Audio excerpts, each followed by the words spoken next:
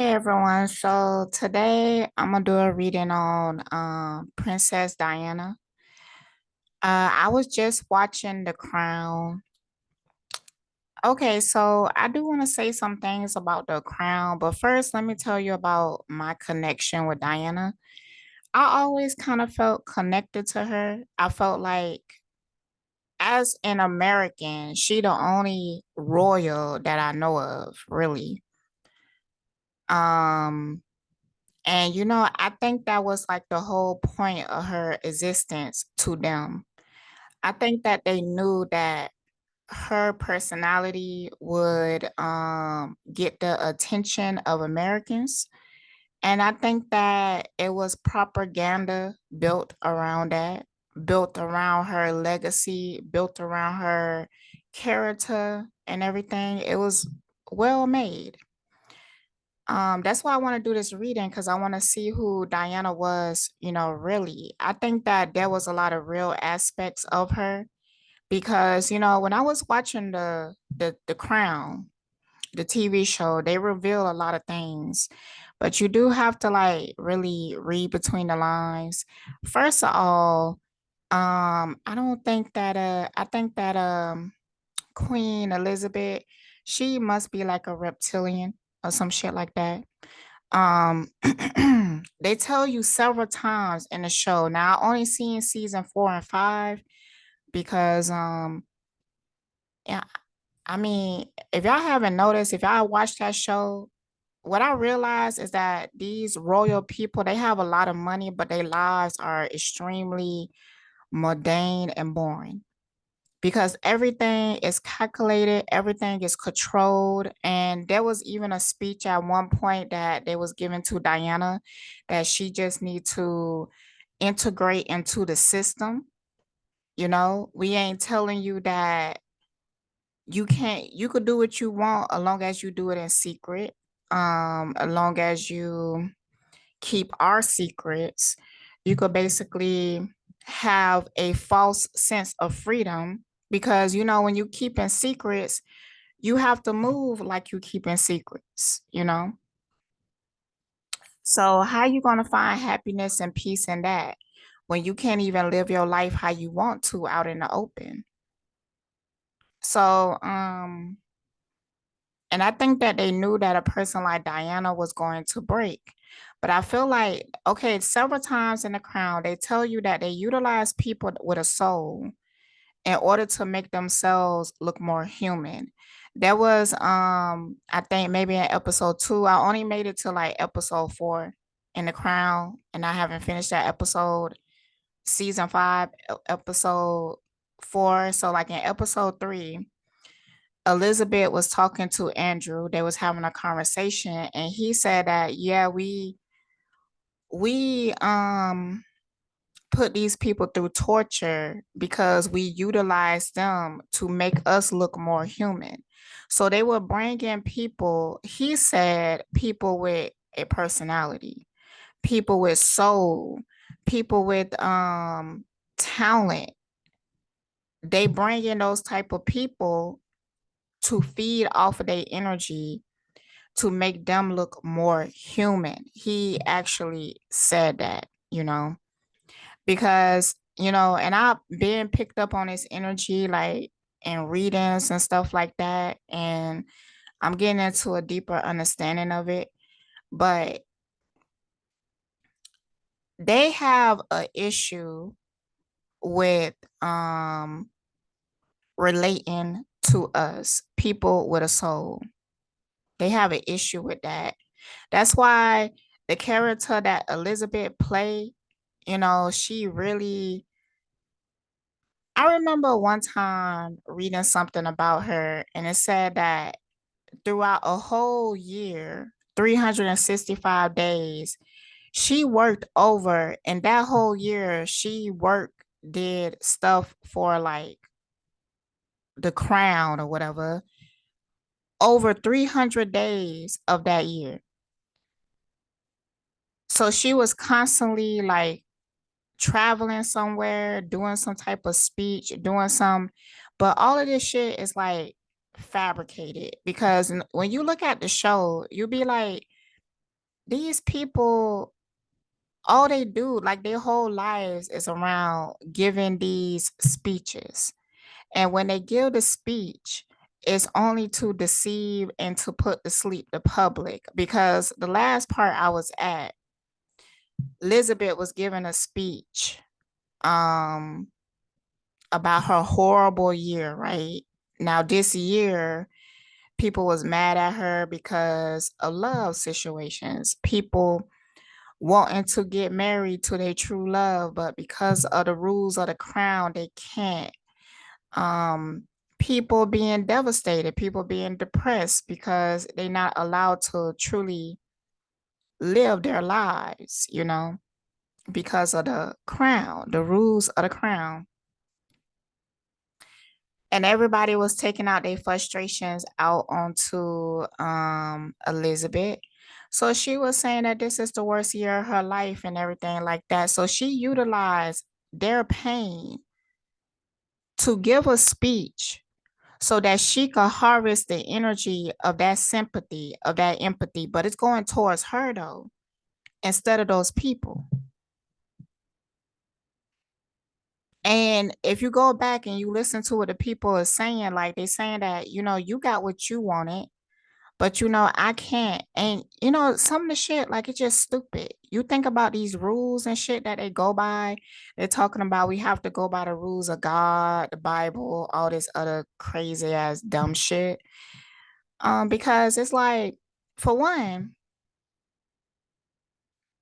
I didn't understand why to the daughter. See, a lot of these stories was fabricated, but there's an element of truth to it. Like the daughter, she had got a divorce and now she with a new dude and now she wants to marry him. And her mom, Elizabeth, is like, no, that's against the law. You can't marry him, yada, yada, yada, yada, yada. And then she like, you know what? I'm gonna marry him anyways. She became rebellious to marry him anyways. I think that they actually, whatever end up happening between her and this new person that she's supposedly in love with, I think that that was already written out. They wanted it to go in that direction. And the crown, they just dramatizing it. But I was thinking like, why is it so important for her to get married to this person? Like what point is she trying to prove by doing that? Like why is it so important? And I asked that question a lot when it came throughout because a lot of these people, they couldn't be with the person that they love. Now, one interesting one was with Margaret, which is the sister of Elizabeth. She had this lover and everything, and they got separated. She was told that they couldn't be together. Elizabeth told her sister that she couldn't be with this dude because of political reasons. And the dude was also told that he couldn't be with Margaret. So, they separated, but they supposedly still wrote each other letters. Now, this might be a real thing, but it's still fake because I think that the letters are fabricated. If they really exist, which I got a feeling like they probably do. Um, but I feel like this story is fabricated. Could they fabricate these dramatic lives like behind the scenes? Could they make you think that, oh, they want to keep everything secret, they want to look proper, but that's not the truth. They want to look flawed too, because looking flawed is human, but they want to do it in a way that it make it seem like they was caught off guard. Why? Because it generate a certain type of energy. First, they make things so secret, like you don't know anything. They take, like, they have the public taking pictures of these celebrities and they release it in the public, but it's just speculations. It keep you hooked on the energy. It keep you intrigued, right? Then all of a sudden, this tower moment happened. This big old story come out, and because you was already on the edge by following along with the speculations, when the tower hit, it really generates a really strong energy that you give off to it, and it keep you hooked on it. That's how they get you. It's like them putting you into like a trance. So that's how you get hooked to like these major stories. They doing it now when it comes to that girl who got killed in Mexico and stuff like that. You know, it's really funny how fucking long they taking to do an arrest. But with Ghazi, I have not fucking forgot. I have not forgot about you, Ghazi. I have not forgot about you. And the T, you still a bitch ass motherfucker. Because, you know, even after, even after you still haven't correct that, you know? Yeah, you know. Like, I ain't no use to talking to you. Ain't no use to talking to you because I know that you don't really give a fuck about anything besides your position. So, you know, it is what it is, but I'm gonna speak the motherfucking truth. And Ghazi, he shouldn't be in jail right now. They really did not have a case to arrest him. And it's really crazy how they was able to put him through this traumatic ass situation because they set him up. Then they got him to talk to the news right before they arrested him. Cause they wanted to drain him for as much energy as they can before they put him in jail. Y'all some bitch ass motherfuckers. Y'all really is some bitch ass motherfuckers. So, anyways, but we have a situation with this girl, her so-called fake ass friends kill her, and now there's still not an arrest, even though there's a motherfucking tape out there beating her ass. That don't make no fucking sense to me. It shouldn't make no sense to anybody. But yet you telling me that, you know, people will watch the news and they can't see this. They can't see how fucked up this is, how fabricated it is, you know? And God forbid that you say that none of this shit is real. You know, people make you feel guilty about that. Well, they don't make me feel guilty about it because they know that they can't. But, you know, other people who might just be on the edge of awakening, they seeing it and being like, yo, they did this storyline before. Like, yo, this shit starting to be real familiar because they running out of ideals, you know? They don't know what to do. They keep trying to do shit that they already did, but because we to a point of awakening so much, we are seeing that. And even the people who are still like sleep to the point that they believe it, like they believe this fabricated ass story and everything like that, they still, it's a disconnect. I'm noticing that even the people that believe in this story that they presenting, there's a disconnect. It's not grabbing people how the other times they did it. You remember in 2019, they was doing this shit like all the time, lynching black people and then putting it on the news to harvest your energy, to make you upset to the point that you feel like you have to go out there and protest and all that other shit. You remember that? Yeah, well, they trying to do that shit again and it's not working like it did then. Why? Because, you know, when we went into isolation, when COVID hit, um, it either made you or break you. People who went into isolation, the people who they not used to introspection, like it's hard for them to sit still and be alone with themselves. So some people they handle that really well. With me, it wasn't like no thing, like because I feel like I went my whole life doing this because I'm a introverted person and I spend a lot of time alone. And when I am alone, I dig deep into myself and work on myself. You know, I'm used to doing that. I'm used to working on myself, but some people not. But regardless if you handle it well or not, you are still forced into introspection. And that changed a lot of people. And it made people's minds go to places that it probably wouldn't, or it made people dissect things that they didn't have the time before to dissect because their lives were so busy, you know, constantly going to work. They might work a busy ass job where they can't really take time to have their own thoughts, like a motherfucking call center. You know, I'm a type of person, I can't really do a call center. Like, it would literally drive me crazy because 8 hours of reading a script, like it's torture. It's torture, to say the least. Like, I'm a creative person. I like to have my own thoughts.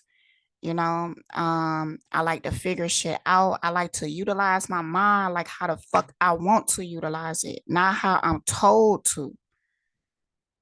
And if I don't do that, like, I'm not gonna be like a balanced person if I don't have that time. Hold on, y'all, I'm getting hot. Hold on, hold on. So yeah, but yeah, I guess I suggest you watch it if you have the eyes to see. If you don't, and you know that you don't have the eyes to see, then it's just gonna be a boring ass show because their lives are boring as fuck.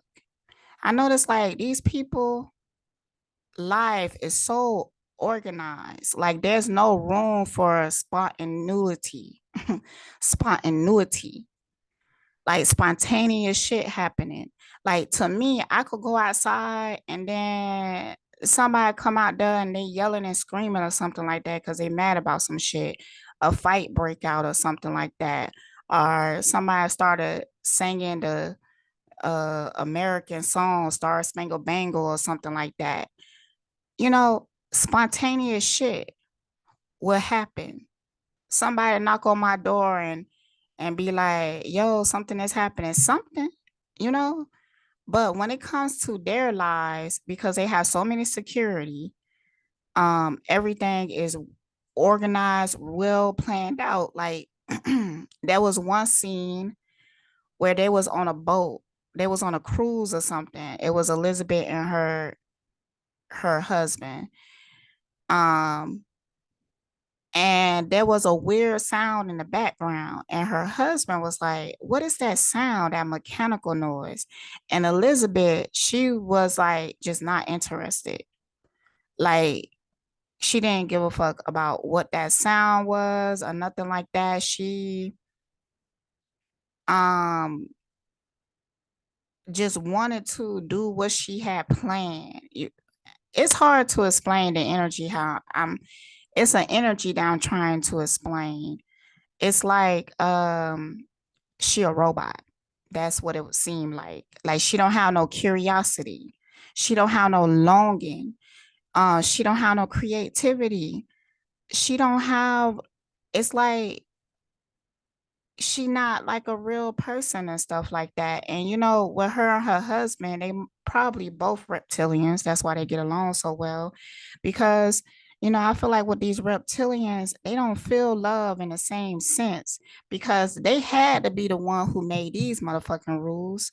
Because how could you, me as a person, a divine being, and with the heart that I have, and the empathy and the compassion and the passion that I do have, I could have never come up with a law that force people to stay together in an unhappy marriage, you know, force people to get married out of something like money or something like that, something like status or something like that, versus love, versus truly appreciating each other. I couldn't even think of a law like that.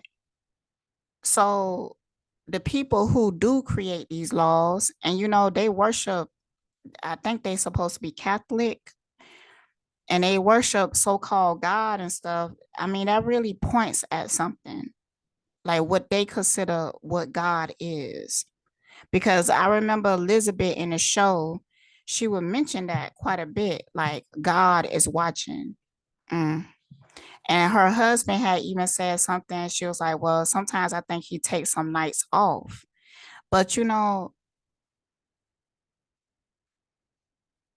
it's almost like, it's not almost like, it's just like them having like a blood oath to this so-called God, dedicate their whole life to it. And to a motherfucker like Elizabeth, it's easy for her to do it, you know? She wondering why it's so hard for these other people around her. Like, why are they falling in love? Why they just can't stay in this unhappy marriage? Why can't they just follow the rules and stuff? I like it because it showed the contrast between these fucking soulless ass motherfuckers and people with souls, you know?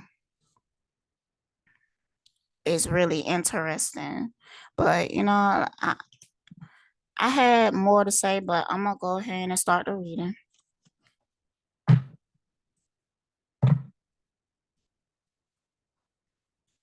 I'm so ready to get out of here. I'm It's working out.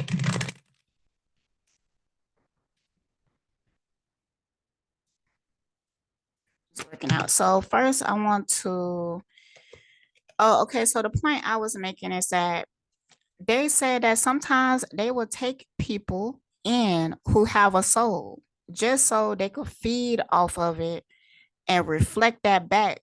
Like they take these people's lives, absorb them, and then reflect that back out to like broadcast it out to humanity, the rest of the people and stuff like that, because they want to gain that same energy. So they will allow somebody into the palace that they a soul, like they have a soul. They are being like me. Now they won't let somebody like me come in because I'm too awakened. But they want somebody who have a like they probably would have took somebody like me when I was younger or something like that. Cause they want somebody with a spirit, with a personality, with a heart, with a soul, with compassion, with empathy, because they want that person around so they could feed off of that energy, absorb it, and then they could present themselves to the public like they are human. Because they wouldn't be able to do it without it because they just don't know. They don't know how. It's not in their nature.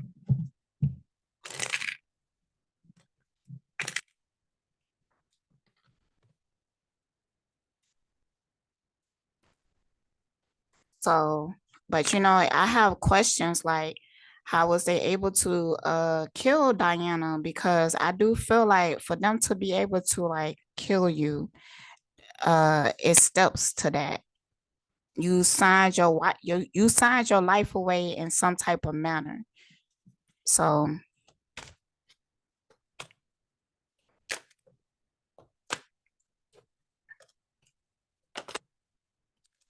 all right, so the first question I'm gonna ask is like, what type of person was Diana? Like, let's get to know her, like her character and stuff like that.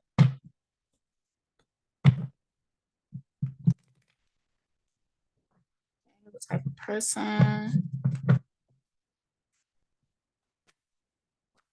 I wanna shuffle these real good.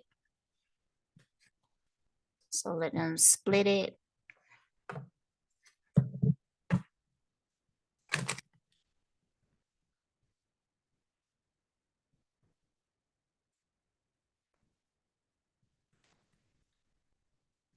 And I think that was episode 3 with the whole butler and stuff like that. That was pretty sad to me. Like that black man, his whole life was sad to me. Like, and even at the end, when he was coming to a realization of like the dysfunction, the privilege, and all of that, still, he did not speak up for himself. He did not do anything, say anything, teach anything. He did not. Like, when I look at his life, it just seemed like a waste of life to me. And I know that's a harsh thing to say. But anytime that he spent his whole life being a servant to these people, and it took him so long to lose that admiration that he had for them. It took him so long to come to that realization because they made him feel comfortable being a servant. And it's just weird to me. I don't know how anybody could stomach that. Like some shit I look at and I be like, yo, it'd be hard for me. It'd be hard for me, period. But to be in that position would be torturous. I don't know if I'll be able to make it like that. Being these people's servants for 50 plus years or some shit like that. Have them dictating when I wake up, when I go to sleep, when I eat, what I dress, and stuff like that. Like, that would feel like torture to me. And I feel like that would feel like torture with anybody who is a soul. So that butler person, I don't think that person. That probably was some type of reptilian as well, because I don't think that person had a soul. Like, I'm just be real. It don't make sense, to be real.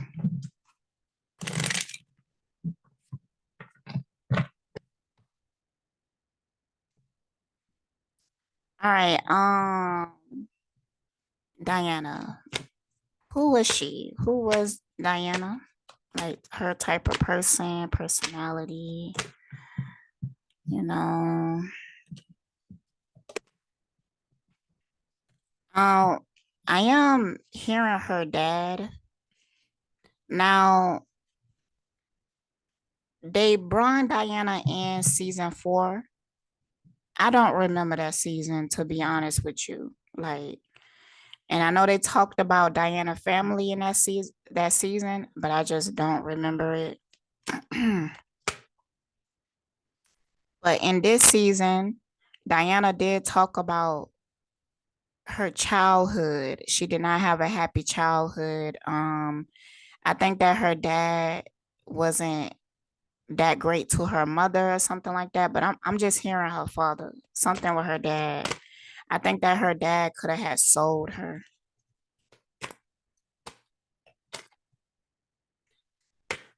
Hey, tell me about Diana.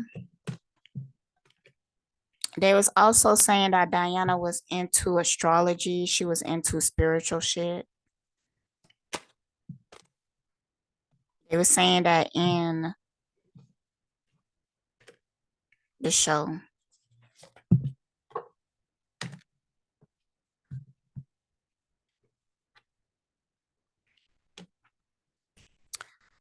All right, first card got the Alchemist shadow attribute, misuse of power and knowledge that come through spiritual practice.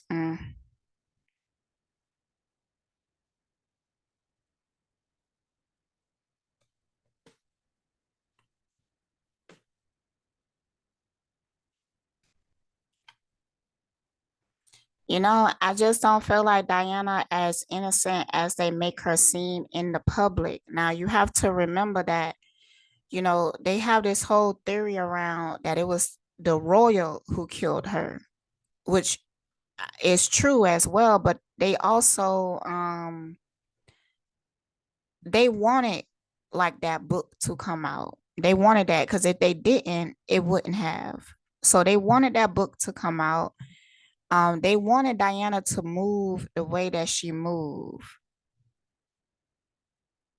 And she could have walked into a trap, I'm hearing. Like she could have got caught up and she thought that like she was doing like a Kanye or something like that. Like Kanye thinking that he outsmarting them, but he keep walking into their traps.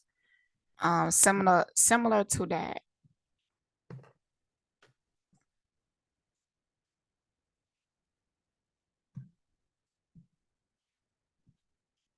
That's why the shit never had to make sense.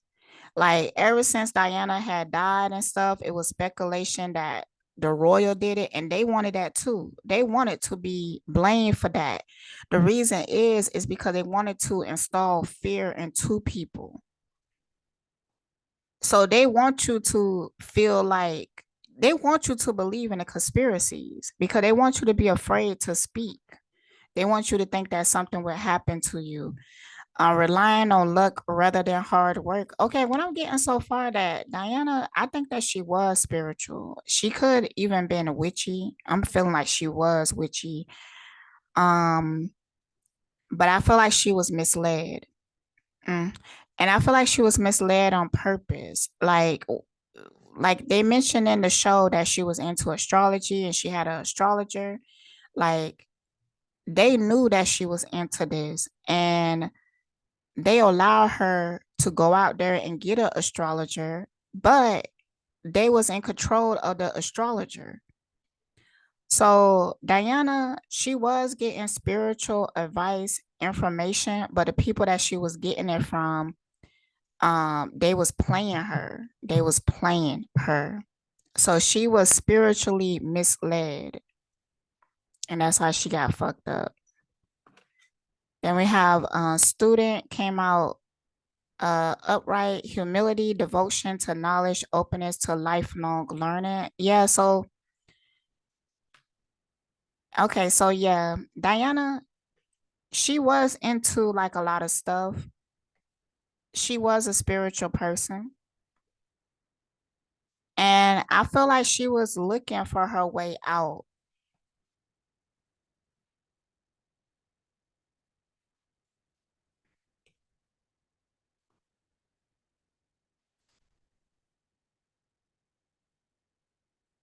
But she just honestly, I don't think it was a way out to her. I think that Diana was like a condemned soul and she had to pay off some karmic debts. So whatever happened to her, it was going to happen like that anyways.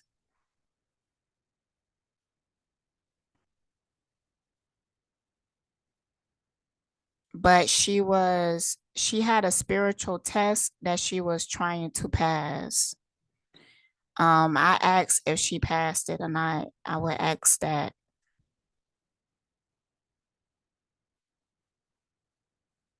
Yeah, but she was like a condemned soul. That's why she was put in the position that she was put in.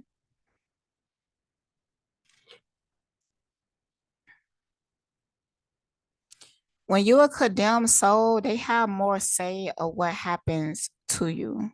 They have more control of you. The artist card came out shadow, using talent as an excuse to mistreat others, posing as the starving artist to elicit pity. Mm-hmm.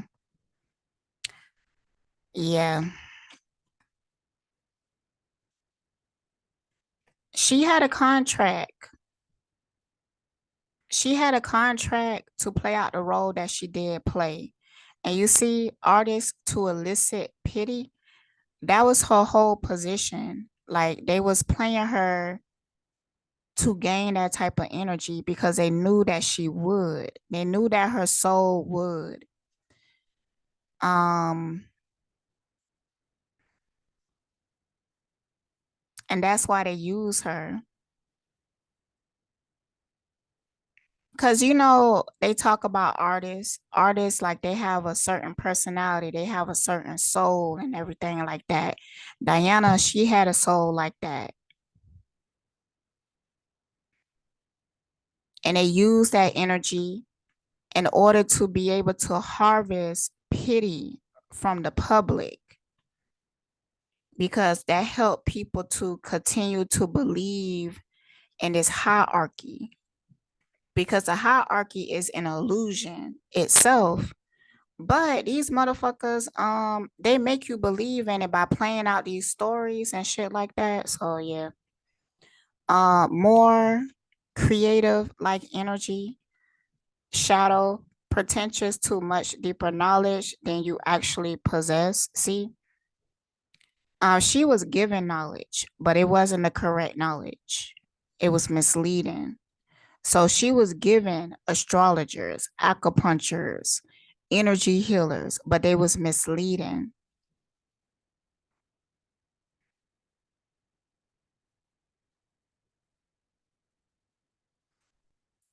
I think she did pass.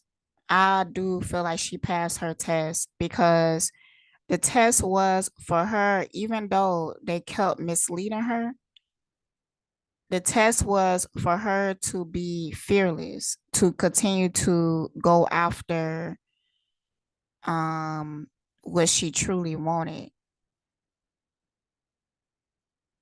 And she did that. She did that.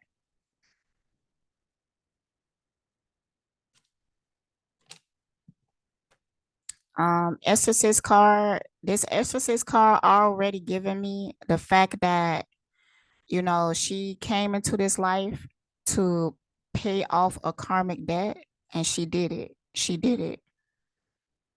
It did came out reverse. Fear of facing your own demons.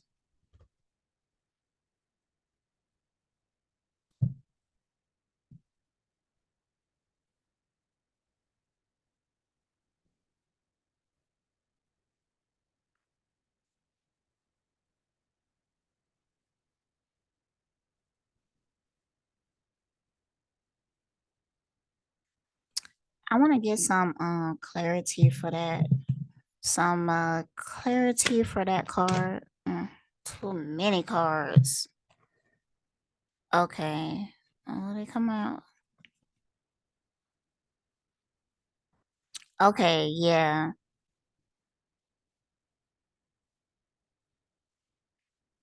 Yeah. I feel like she really did pass the test, whatever that she came here to do. Because with this fear of facing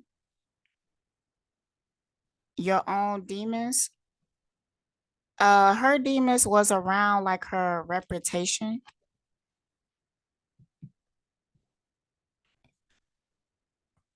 I think in a life before that one, um, she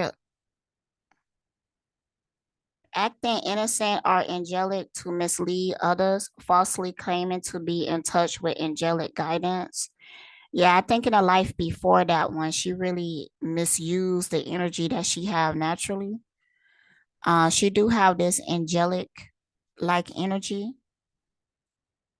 She could be like a fallen angel as well. Yeah, yeah, I do feel like that. But she had misused, she misused her natural power in a life before, and that's why she had to pay off that karmic debt. And during her whole life, that one where she was Diana, she knew that. I guarantee you that people that was like really close to her, she even talked to them about it. I think she even had dreams about it, premonitions. I think she even had dreams of her past lives. I think that one day they have information of Diana somewhere that we haven't heard. And I feel like they're going to release it, just like with Marilyn Monroe. Like there are recordings of Marilyn Monroe that the public have not heard, but it will be released one day. It's the same with Diana. And when this information comes out, we're going to be able to see how spiritual she was. And I think that she was into doing spell work, but I think that she was trying to do spell work to free herself, but remind you that the people that she was connected to, they was misleading her. But I think that near the end, she started to realize that. So maybe like even in the ending, near the end of her life, she disconnected from these astrologers and stuff like that. She disconnected from them because she realized that they was misleading her. I think that she got to a place of awakening that she was starting to see, she was able to see them, like see the demons. Okay, so after that, all the other cards came out upright. We got shapeshifter,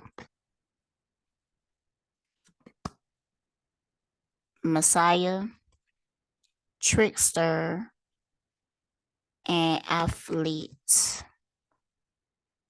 Skill at navigating through different levels of consciousness, ability to see potential in everything, serving humanity with humility, transcending convention, stuffiness, and predictable behavior, dedication to transcending physical limits, including handicaps. So yeah,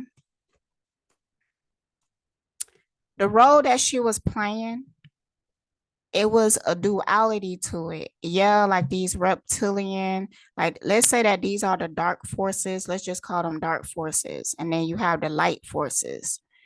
Um, what she was doing, it was contribute to both forces.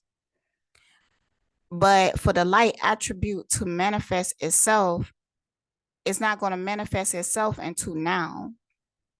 That's why they making it, that's why they releasing this show at this moment. That's why they doing it. Cause I'm thinking that after this, more information about Diana, information that we never seen before, is gonna come out about her, and it's gonna be pretty deep. Like, we're gonna find out that she was into occultist like stuff. We're gonna find out like the truth of the deception. Like people is going to be able to clearly see what I'm talking about now, as in even the stuff that you think that the royal people would not want to get out, they plan that. So like these scandals and stuff like that, like even with that Andrew dude, they plan that. They want that stuff to come out because it generates a certain type of energy. So whatever that's going to be released, it's going to help people see that aspect of it. And it's really going to start to open people's eyes to how deceptive everything is. And that's the other half of the role that Diana was playing. So during her life, like in the 90s and everything like that, the dark forces was able to utilize her angelic energy in order to manipulate the public. But now that we are in the age of Aquarius, her energy will be utilized to enlighten the public. So they had their time. Now it's like the light force time. The dark forces were able to, and trust me, at that time where they was harvesting her energy, they was getting exactly what they wanted. Now they make it seem like they had such an issue with her, and I think that they made her believe that too. But no, she was doing exactly what they wanted her to do. She was playing the role that she was meant to play, and they was harvesting the energy that they wanted to harvest. But in order for them to truly be able to harvest that energy, they need something authentic. So they will play with her. They play with her mind to make her think that she was an outcast and stuff like that, because the type of pressure it will put on her will make her act in a certain type of way, and she will authentically express herself, expose things, make them look human, make them look like, these people, they're not just robots. and everything like that, they actually have lies. But no, they actually are robots, and they have fabricated lies um that they generate not through themselves, but from people who actually have a soul. I hope I'm explaining it well. Um,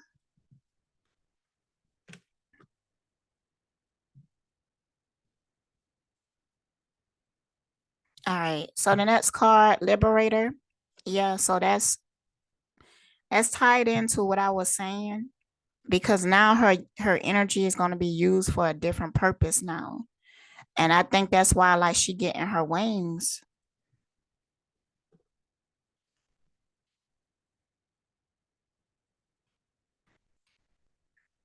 because her felon would have looked like her being so fearful to do anything that she would have had just disappeared into the background. She would have had just complied. She probably would have died of old age if she did that, but she would have lived a miserable life, and she probably would have died of something like cancer or something like that. Like in episode 3, they talk about this one woman that at the end of her day, she died from a heart attack, but at the end of her days, she had terrible arthritis, and she was being fed through a tube and all this other horrible ass shit. But I could tell how the illness was manifested. It was manifested through the fact that they suppressed so much. It manifests into an illness. And when people get cancer, um, that's what it's manifesting out of.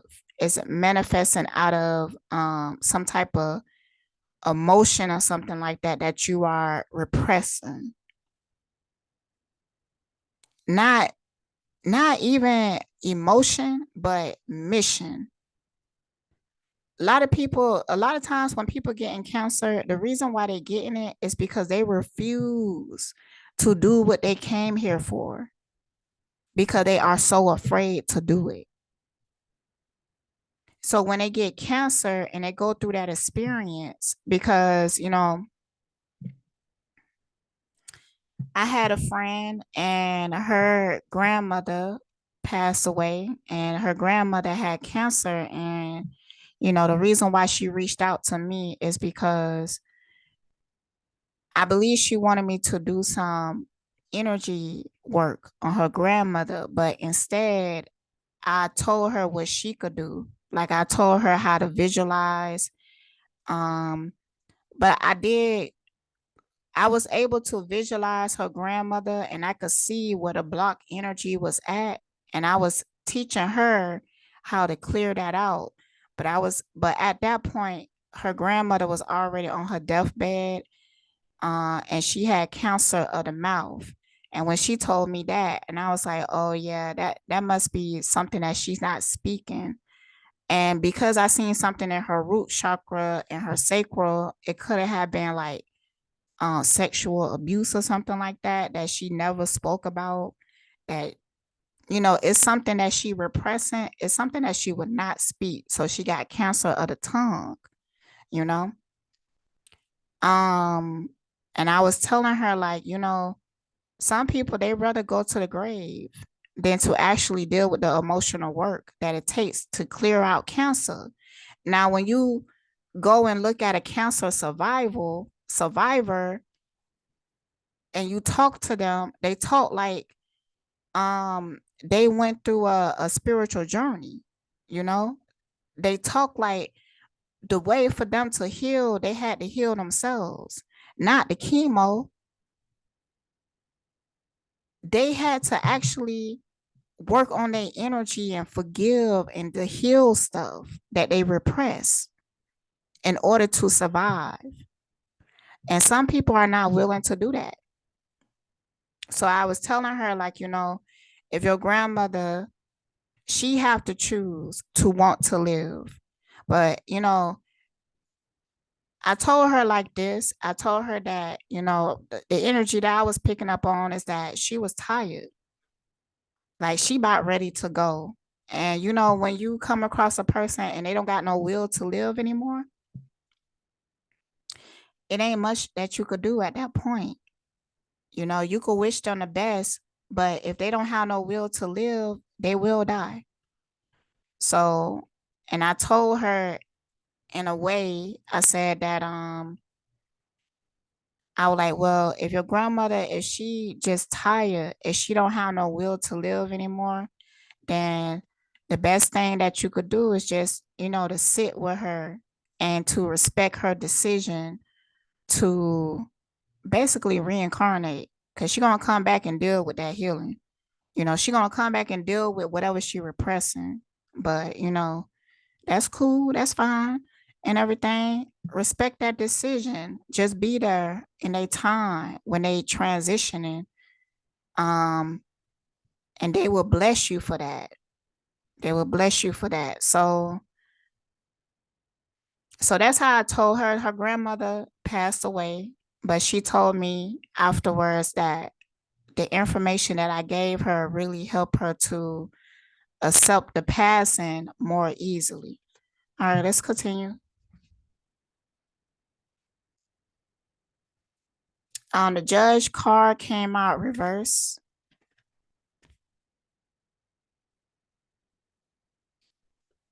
Offering only destructive criticism, misusing business, legal, or criminal authority. That's what's going to be revealed from Diana life soon. It might already be revealed through that show. I just haven't finished the show yet, you know, but it might have already been revealed. You get what I'm saying? So, but that's what's happening.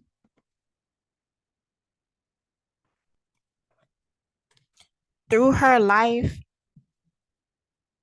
it's going to help destroy that system of the crown or whatever the fuck that is or whatever. So it's going to help to destroy that.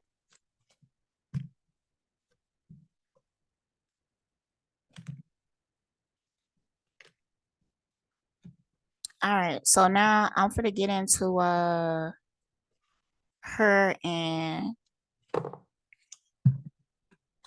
William. I think that's her husband name.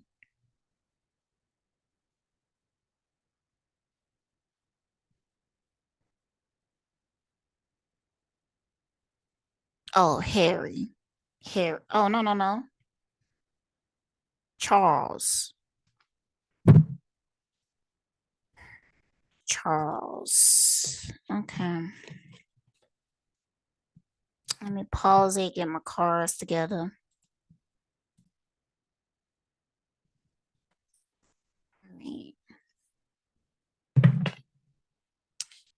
Real quick, we're gonna get like what type of person was Charles.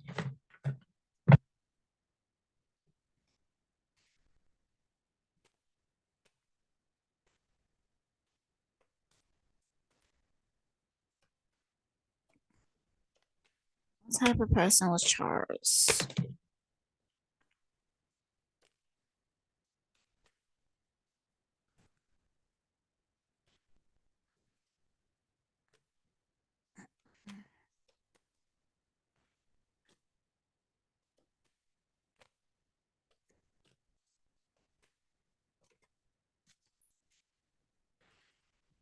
Hmm.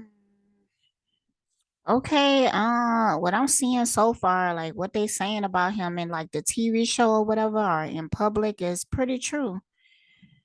Like they make him seem like I think Charles might even have a soul too. Like how Diana had one. Not the mama though, but Charles, he seemed to be a person that he has a lot of emotion. He also have a victim mentality. I mean, he kind of weak in nature, to be honest with you. The first card that came out is athlete. Dedication to transcending physical limits, including handicaps, development of personal willpower, and strength of spirit. He also could be like a young soul, but for him to be a royal, he had to be a young soul. He had a life before, but he kind of really fucked that up, signed his life away in some type of way. Because people that's in that certain positions, these are condemned souls. Like they have some heavy debt to pay off. And the reason why they in that position um is because they have to learn. They have to learn whatever their karma deck is, they have to learn it by being in that position. So, but with this, with the dedication to, I think that he could be like a Mason with this athlete card. Yeah, I'm thinking that he's a Mason and he really trying to not get his spiritual rank up, but to get his rank up in Masonry. Like, transcending physical limits. Yeah. He trying to become like a top mason or something. That shit is weak. That shit is weak. It's fraudulent. I understand like the appeal of it, especially to young souls and shit like that. I understand the appeal of it. Um, because they promise you shit of this 3D world, like a high position, a position of power. They promise you power, they promise you money. Um, that's pretty much it. So they promise you those things. They might even promise you like a long life or something like that. Cause they know how to somehow make you live longer than you supposed to, but I'm not gonna get into that. Anywho, so as you go up in the masonry rank or whatever, they teach you, they open more doors to you, and you could have your selection of what position that you want to play or whatever. But at some point, you start to realize that it's not worth it. Freedom of your soul is way more precious than anything that they can offer you in masonry. But, people who have forgotten, you know, they've forgotten the value of their soul, they take this path. And a lot of times it's through their own ego, their own thirst for power and control and money. And the people that created this system, they know that you're getting crumbs, but they want to make you believe that you're getting more than that. They want to make you believe that, but they know that you're getting crumbs. But your whole purpose of coming here, you have to rediscover the value in yourself. So, it's like it's not really like their fault. The fault is in your decisions. But with the deception, with the illusion, is it's hard to see that.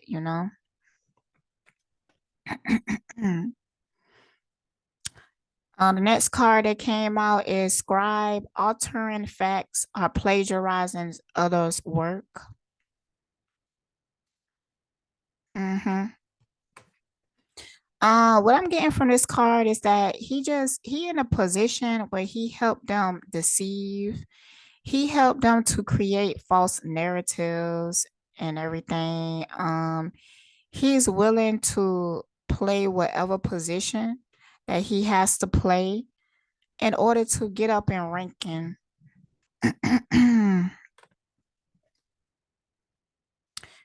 The gossip card came out. Awakens consideration for the feelings of others, honoring trust. Okay, so this letting me know like how they utilizing his energy. This is how they utilizing his energy. They create scandal around his energy. I also feel like they give him gossip to spread.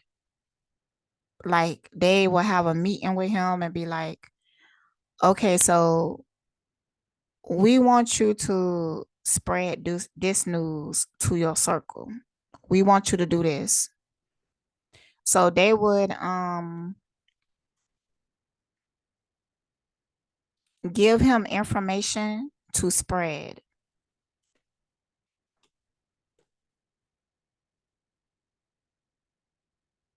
Narratives as well. Like a lot of times when you see him play out a narrative in public, like even with this Camilla girl, this whole scandal and shit,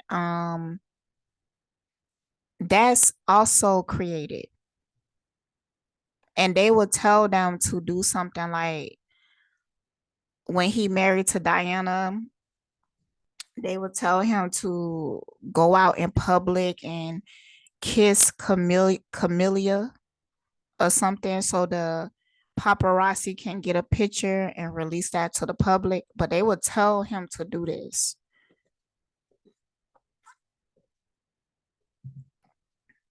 And then he play like victim, like, oh, you invaded my privacy, yada yada yada yada yada. But it's all a part of the plan. Victim came out reverse, playing the victim for positive feedback. See, playing the victim for positive feedback in the form of pity. There we go with that pity again.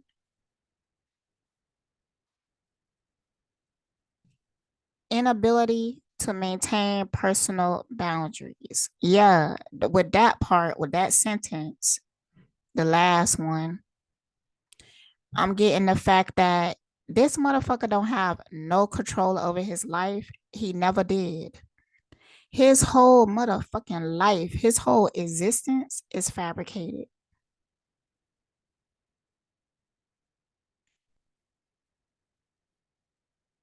And like in this show, they make it seem like he give a fuck, like he's so sad and hurt that he can't be with the love of his life. That ain't the truth though. Mm-mm. Um, he just playing the victim. He just playing this role. And it was always just a role. I'm gonna ask like how he really feel about Camilla later.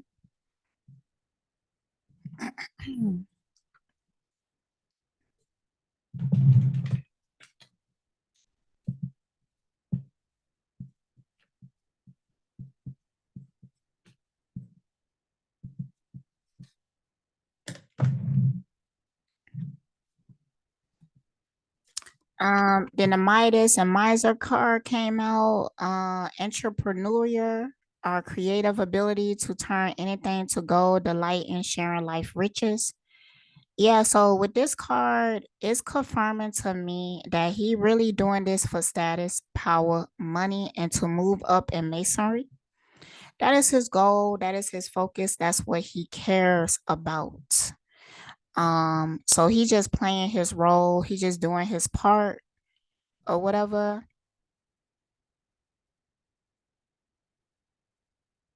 So yeah, I actually take back what I said in the beginning that what they represented in the public is actually who he is. I was getting that with the victim card, but no, he just playing that role. Who he really is a person that is like completely dominated by their ego, and he really just care about position and status and wealth. Um, and that's pretty much it. That's pretty much it.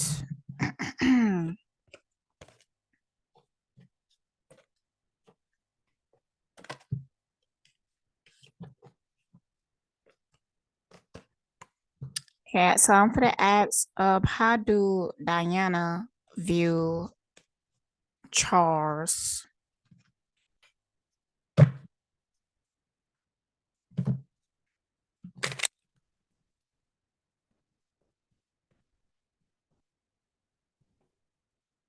I do Diana view Charles.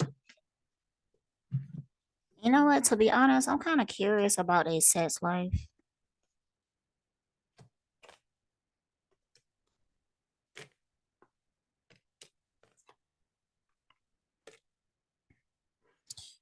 Okay, so I do think that, for a while, maybe even up to the end, like she kind of viewed Charles as a victim of his circumstances. Like him being controlled and dominated by his ego, she's seen that as a side effect of his childhood.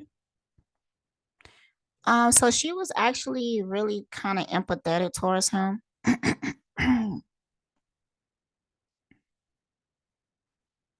Because she felt like the reason why, and this kind of started, cause I feel like she was into like tarot readings and stuff like that, but she was talking to people that was misleading. So they was painting a picture of Charles that wasn't real.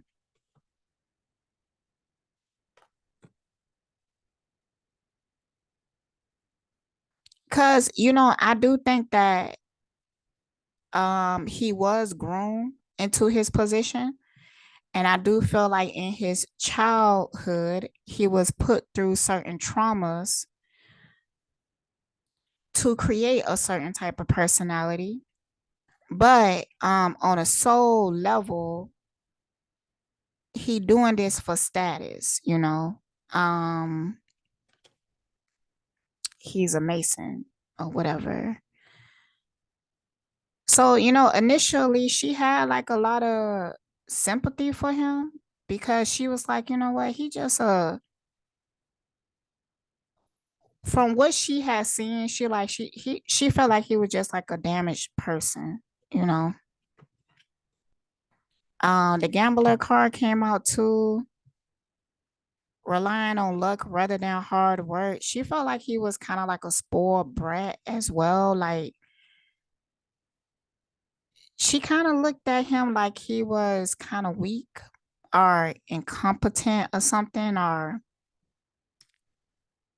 like he really don't know. Like he really don't know life. Like his point of view, his perspective is limited because he haven't experienced anything else, anything outside of that. Places, okay, but she knew, I think she found out later. Cause I was getting a visual of her being with a tarot reader. And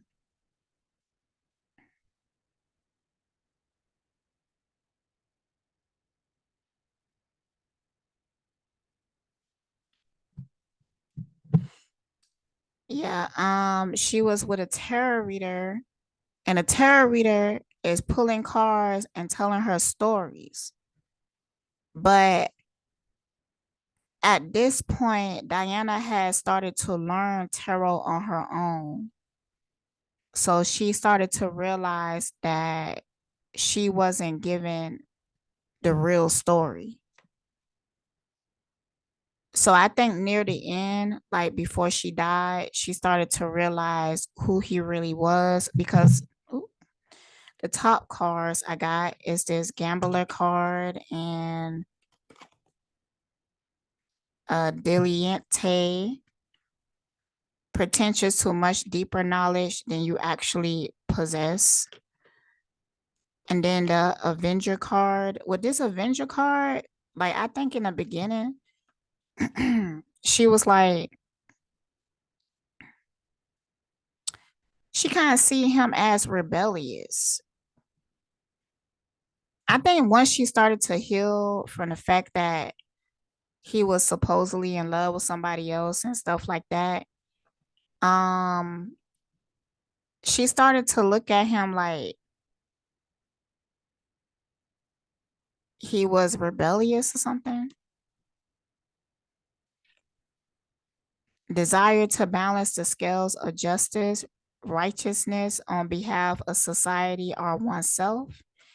I think at one point they might have even been friends. Like when you watch the show, it make it seem like they couldn't be friends. They couldn't connect at all. They were so different from each other. Um, there was a lot of arguments and stuff like that. But I do think at one point they was kind of like friends. I think they was friends until he betrayed her.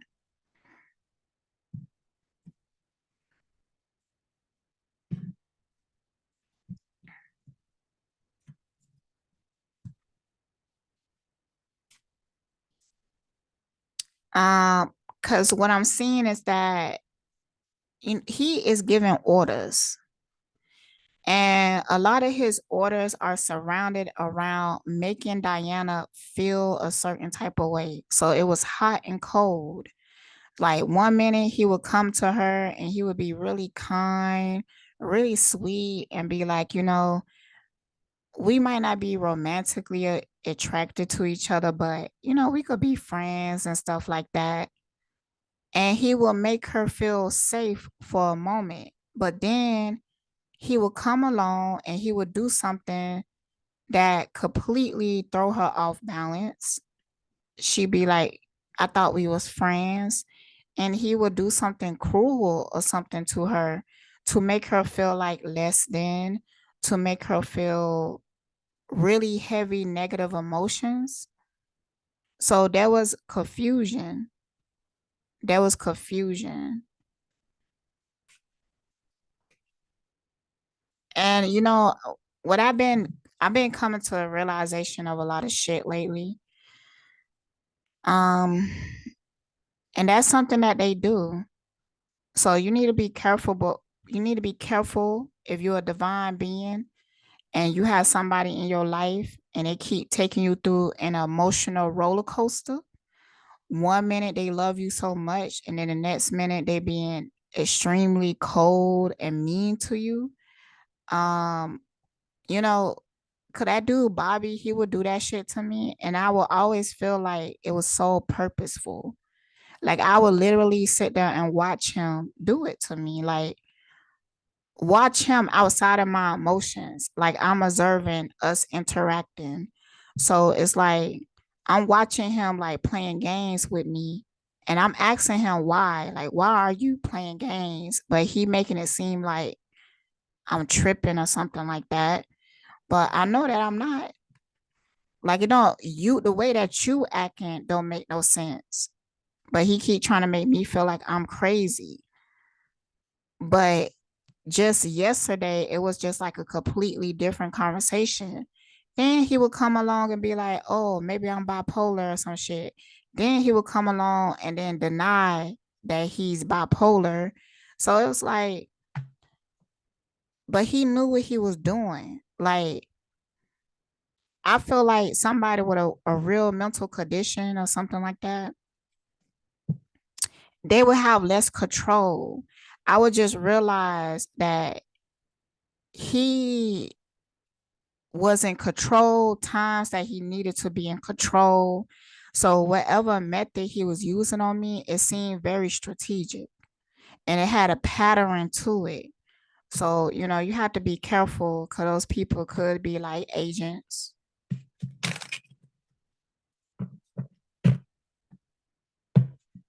And I be finding myself in tarot readings that people order from me. I end up telling people that, like, you really need to be careful because the way that this person is showing up in the cards is like they purposely was sent to you in order to cause confusion and conflict and stuff like that. So I'm just saying, pay attention, y'all. Pay your fucking attention. Hold on, I wasn't ready.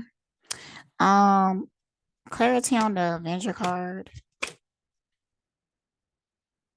Clarity on the Avenger card.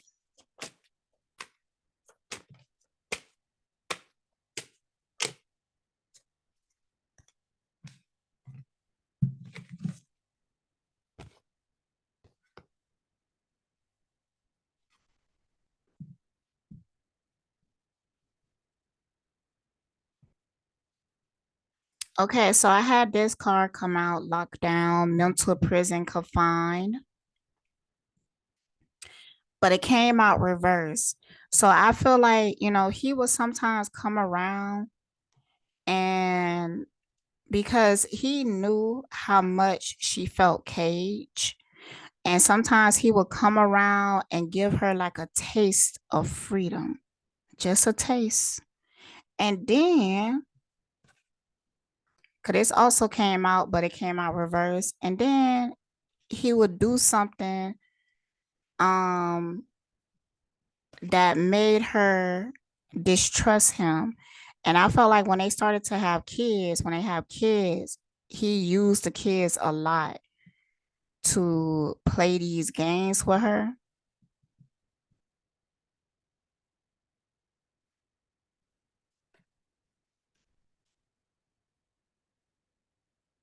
Mm.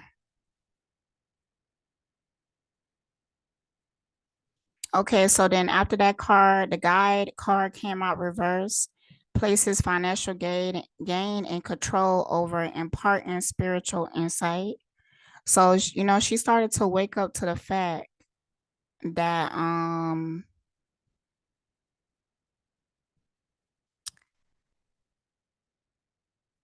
something else was going on. Mm.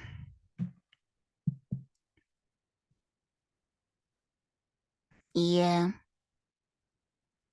She started to wake up to the fact that, he was playing games with her and he was doing it strategically.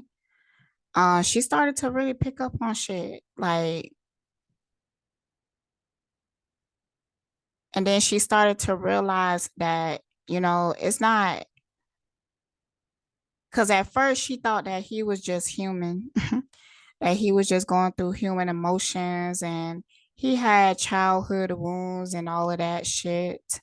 But then she realized that it's more to it, that they plotting against her, that they playing games with her to manipulate her. She started to pick up on that. But the child wounded card came out next to the queen.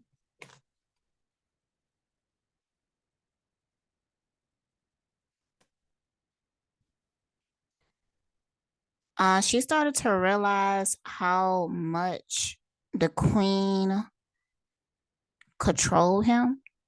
Um, becomes arrogant when authority is challenged, controlling and demanding. And it came next to the child wounded card. So I felt like a lot of times she felt like the queen gave him orders to do certain things, but it was deeper than that. It was deeper than that. I think Diana seen some things. She seen the queen like use code words with him to make him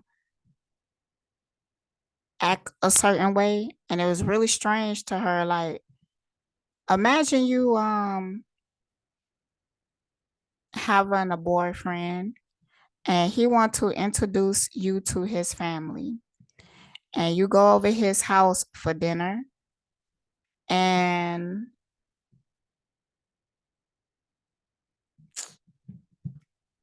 my phone my phone listening to what I'm saying. Cause the Google thing came up and started typing out my words. Be that as it may, child. So yeah, what I was saying. So you go over the house and stuff, and y'all eating dinner and everything. And let's say that your boyfriend, he talking about his day at work or something. And then all of a sudden the mom said, mushrooms. Like she said the word mushrooms. And then instantly your boyfriend just stopped talking and start staring at the wall or something.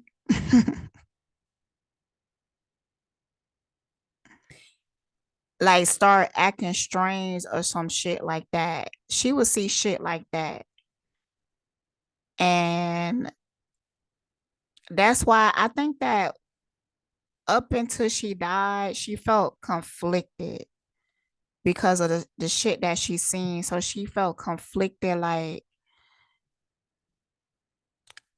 she wanted to not like him, but she kept feeling like, he was being controlled. Like there was a reason why he was being the way that he was being. So she wanted to be forgiven towards him. So that's what I'm getting. That's how she's seeing him.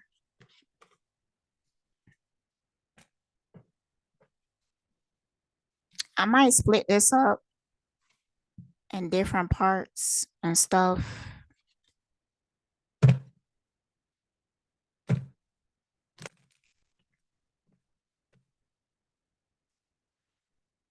So, how was the relationship between Diana and Charles?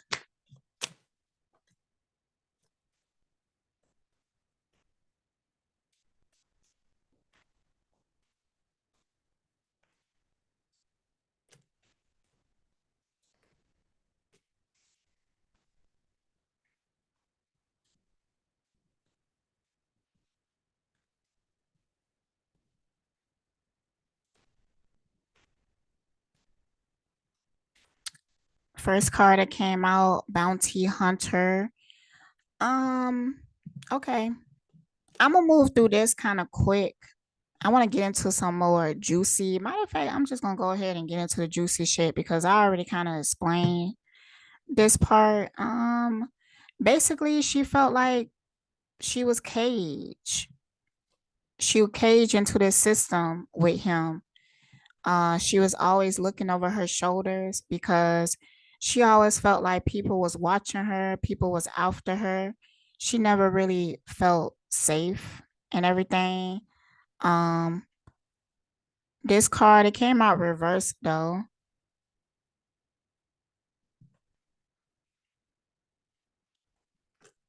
I'm not gonna take it reverse, but she came into some major realizations about everything. So I already kind of explained that. What I really want to know,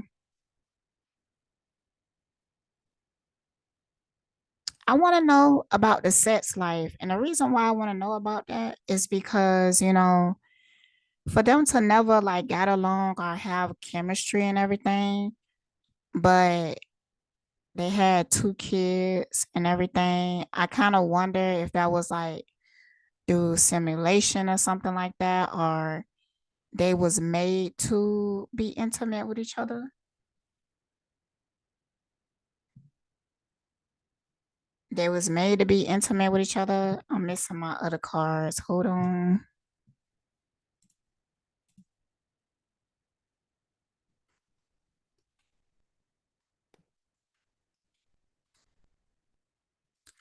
So let's see here.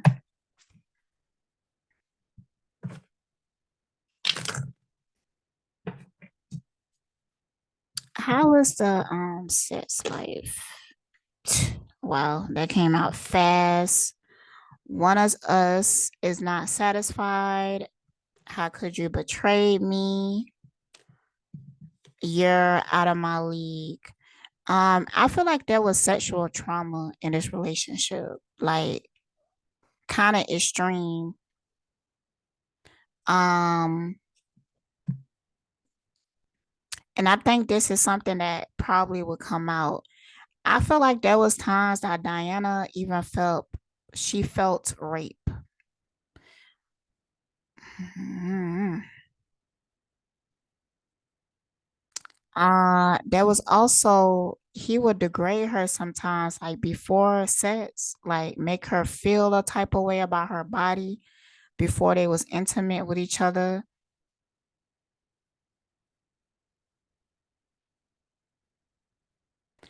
Um, it was like ordained sex, like the people, the crown or whatever. They would tell them like when to have sex and stuff like that because they could have had did it through simulation, but they wanted them to do the ritual of sex and they wanted it to be painful. It could have been painful physically, but I'm talking about like emotionally is what I'm picking up on. Like he was trained to put Diana into a low vibration before they had sex together because ooh, ooh, ooh, because it was easier to harvest her energy. Mm.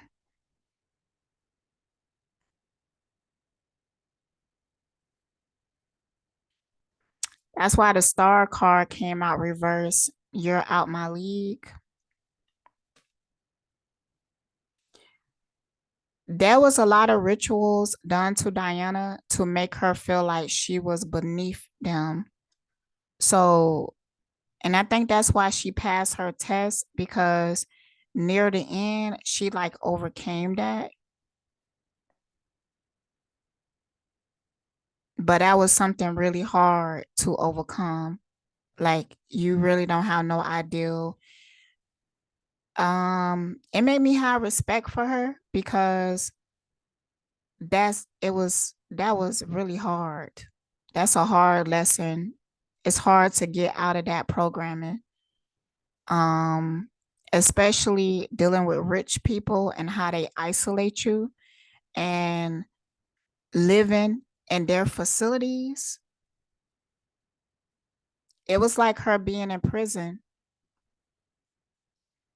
because while she was in that castle, they had control over her and they put her through all kinds of stuff.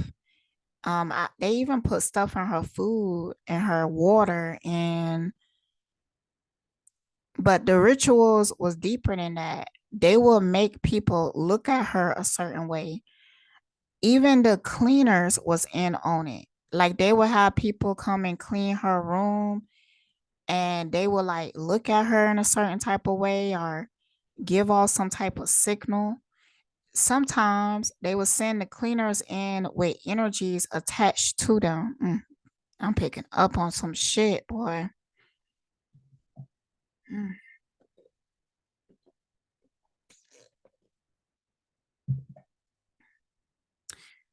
Um, they will send people around her with entities attached to them. It will put her in extreme paranoia. That was really hard for her to overcome. I think that's why she went to spirituality in the first place. That was hard. That was hard.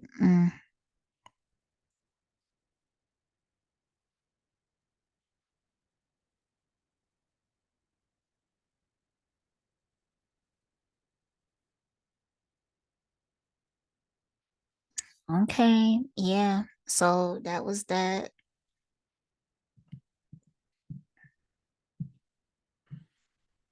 See if I get some more on that.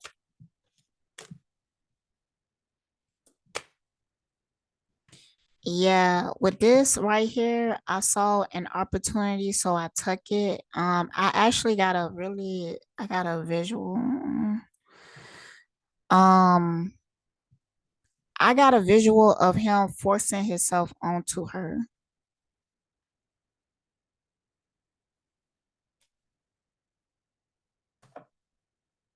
He was told to do it though. She in a gown, like they just came back from something, and he just forcing himself onto her.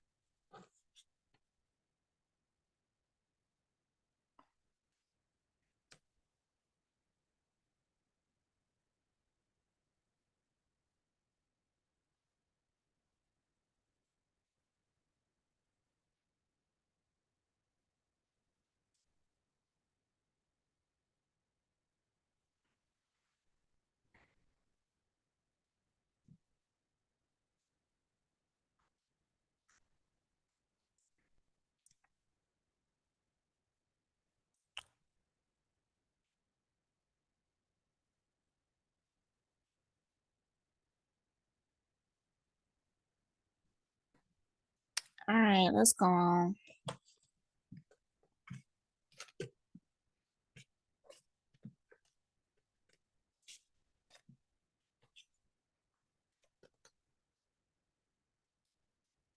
And I think that one of the children was born out of that incident.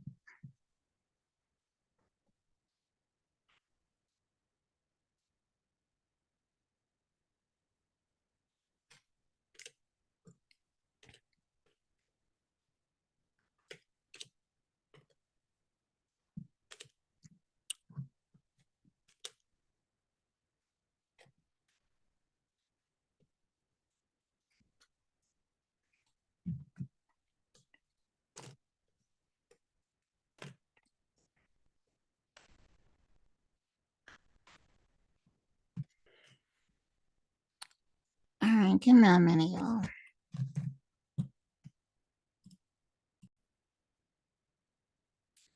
All right, so what did Diana, how did she feel about Camilla? Camilla?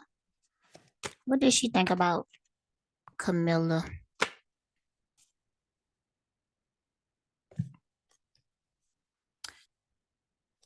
That was the Prince card. It didn't really come out, so I ain't gonna take it, but I remember.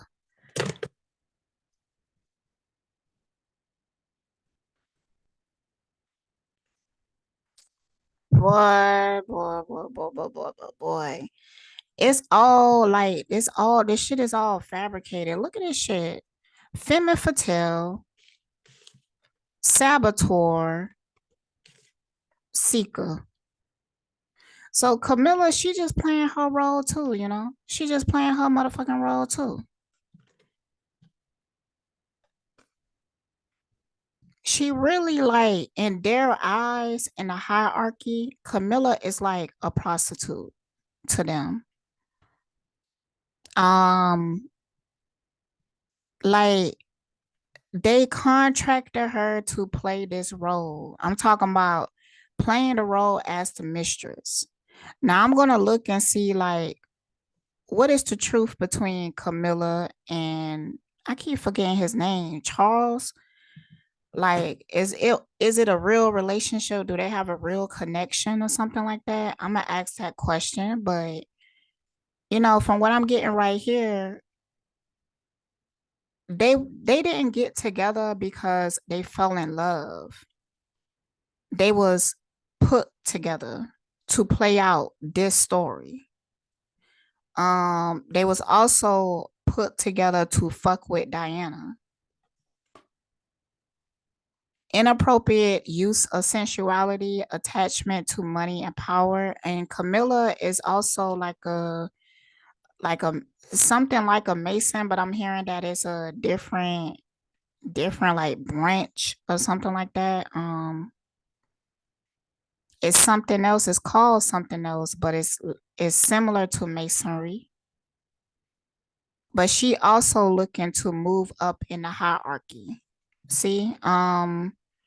Attachment to money and power.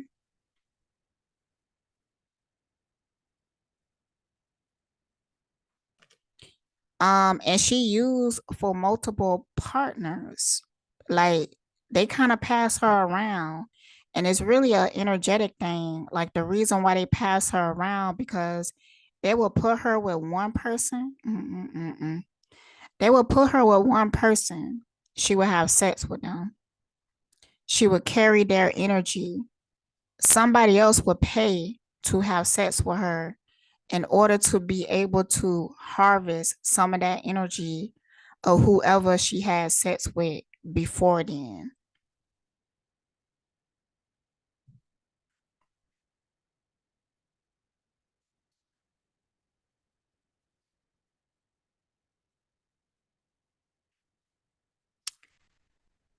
Okay, y'all, let's continue. Saboteur highlights your fear of self-empowerment and the changes it will bring to your life. Okay, so what I'm getting with this right here is that See, this person have a pen and they about to pop the balloon or whatnot. She get paid to sabotage shit. Like she got paid for this position, for this role. So she do it on purpose. She been given orders to play a certain role and she doing that.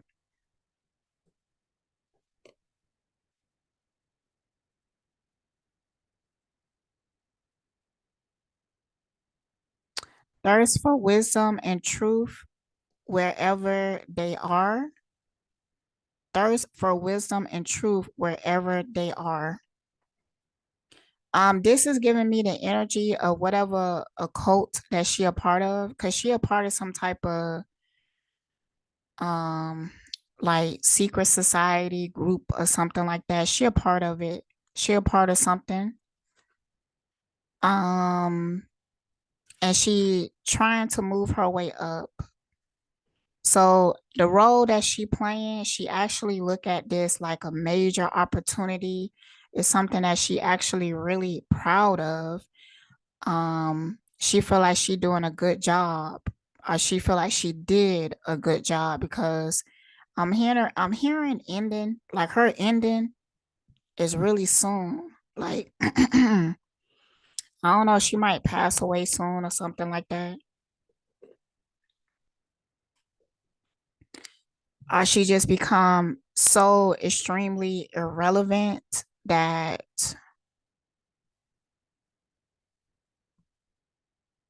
and if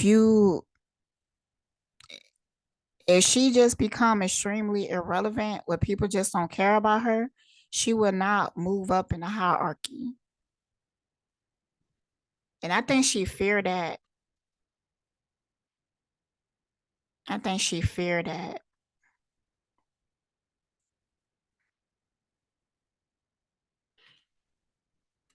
And after that,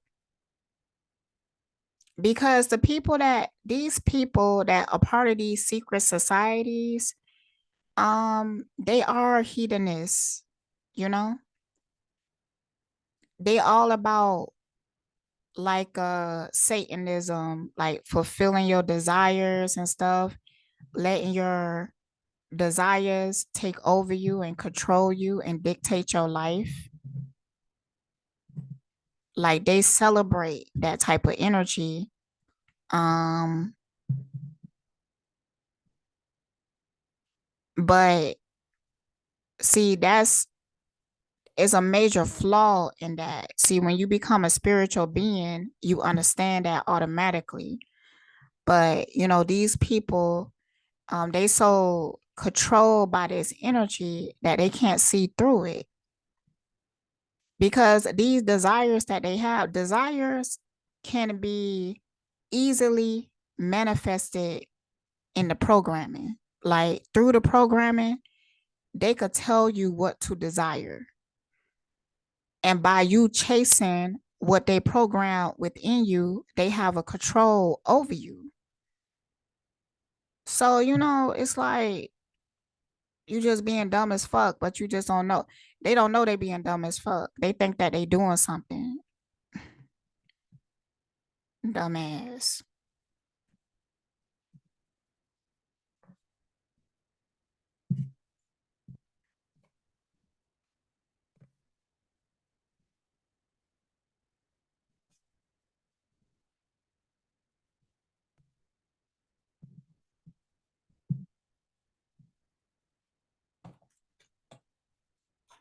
Yeah, but how do Diana view Camilla?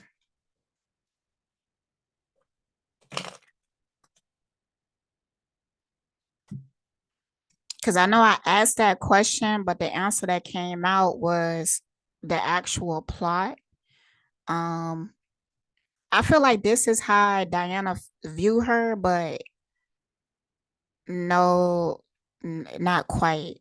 So, all right, how do Diana view Camilla?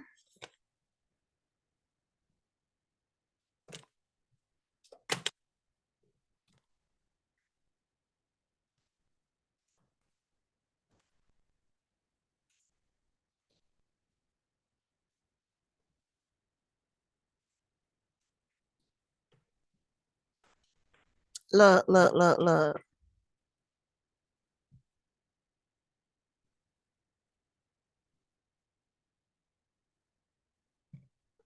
Then also the possession card came out.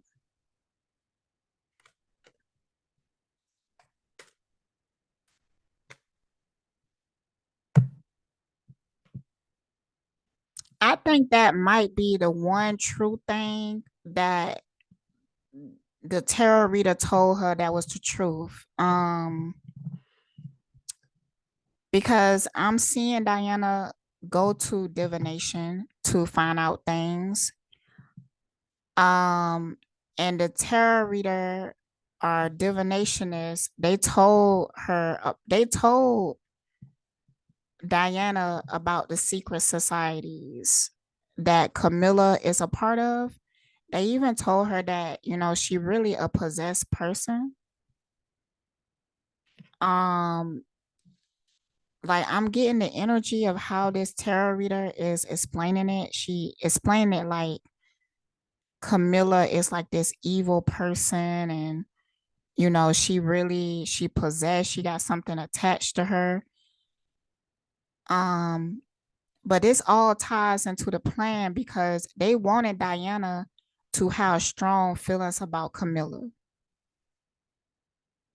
So they was revealing some truthful things,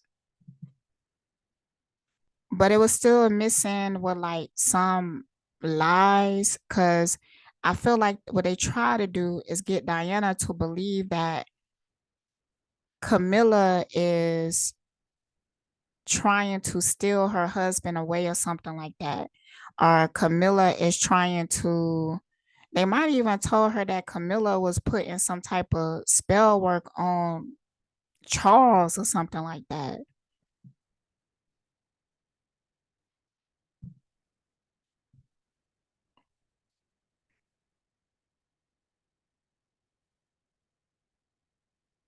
I think they might even told her something about like a past life or something like that. Like, Camilla is like a past life karmic or something, which could have been true. It could have been true and stuff like that. But the reason why they was telling her the story the way that they was telling her is because they wanted to install fear. So I think that because I'm seeing Diana see things on Camilla. Like I see her looking at Camilla and her eyes like blacked out. So she looked at Camilla like she was like possessed or something like that. But what she don't know is that Camilla and Charles are in the same boat, you know. They playing a role to deceive her.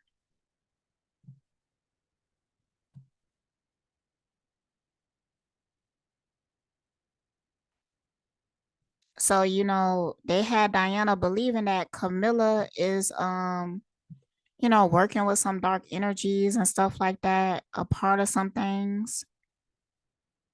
But see, I think this is what kind of awakened Diana because it's like, well, if Camilla is in secret societies, like she started to question other things. So,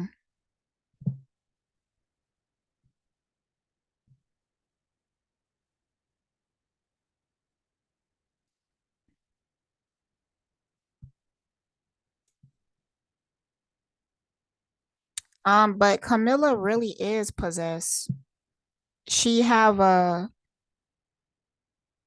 hearing like a Jezebel spirit. She have something attached to her that make it easy for her to be in this type of energy because Camilla, she the type of person like she can have sex with people and not get like attached. But when you come across a person like that, there's a disconnect, There's a blockage or something like that. And I feel like something was purposely placed inside of her to make her like this high profile prostitute. not just that. It also make her desirable to certain people. Like, we might could look at her and be like, she a typical white girl. But in these secret societies, the people that are in this hedonistic nature, they easily become attracted to that energy that they put on her or put in her. I think that they also did this to Kim Kardashian.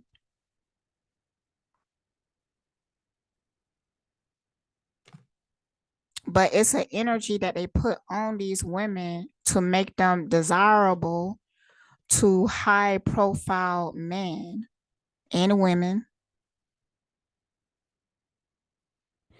And that's how they able to use these women as almost like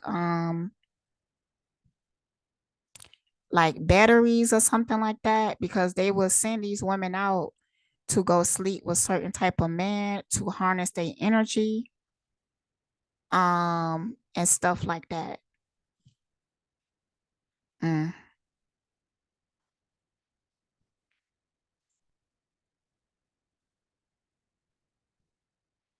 So yeah, they wanted her to know that. But shoot, what was the tarot reader telling her about Charles? Huh? What was she saying about Charles' ass?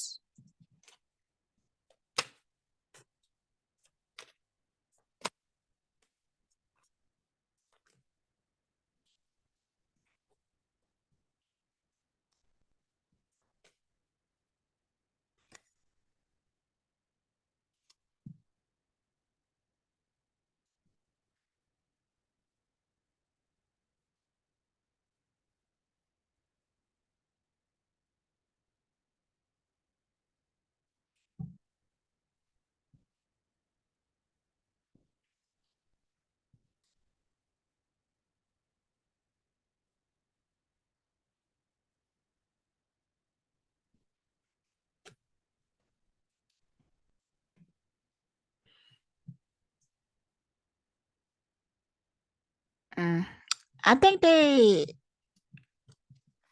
made it seem like, he was like weak in character. Yeah, I think that's where when I was in the beginning of the reading, I was saying that Diana had some sympathy and compassion for him because she felt like he was the way that he was because of like childhood traumas.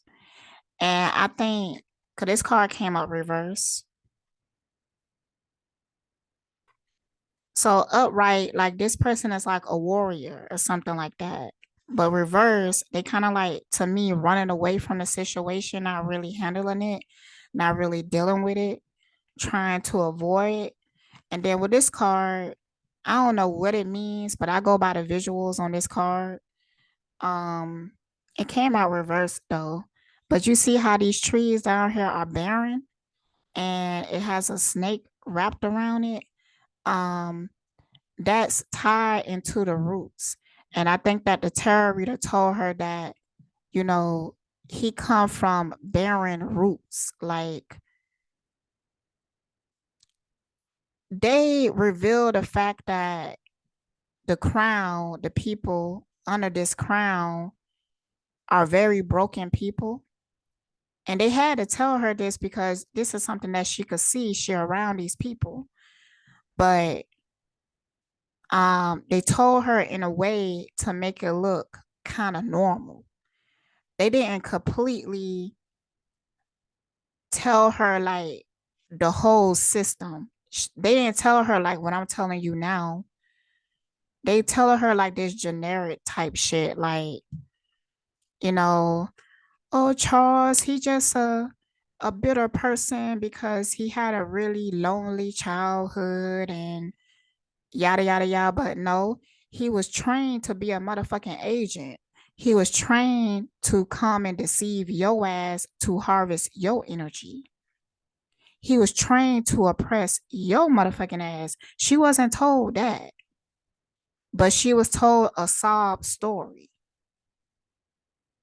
She was told a sob story about him. Mm-hmm.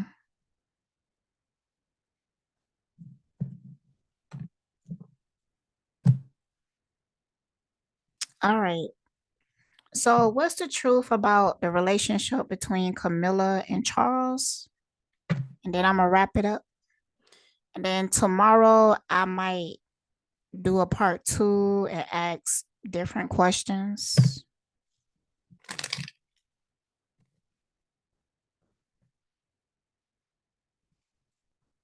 Okay.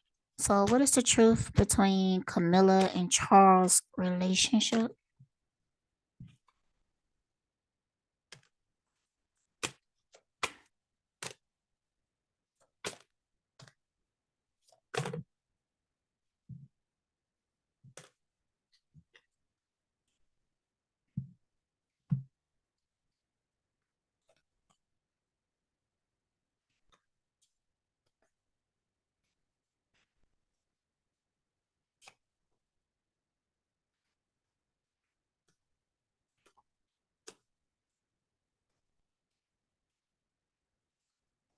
All right. So, with this divine masculine coming out reverse,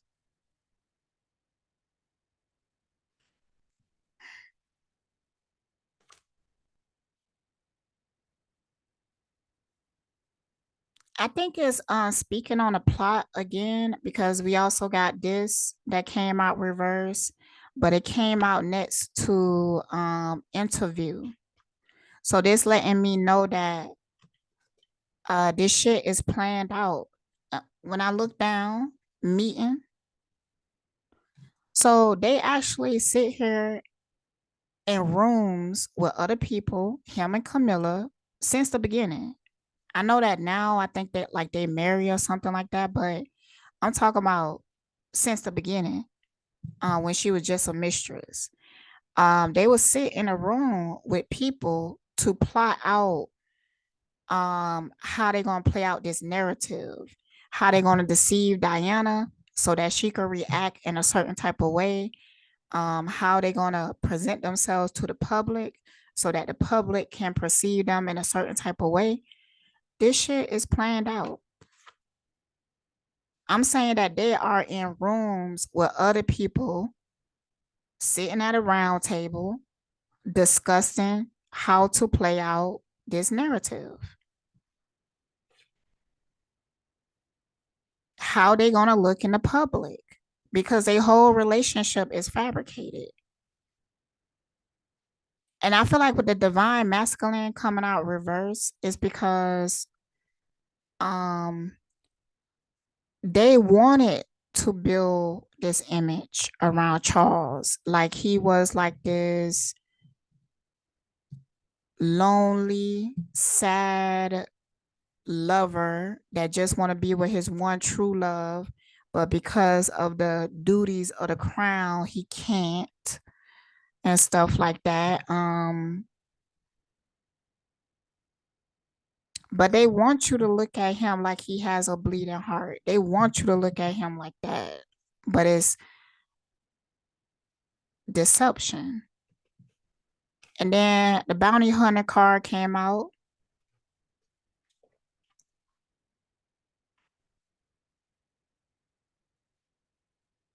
Chaser, runner.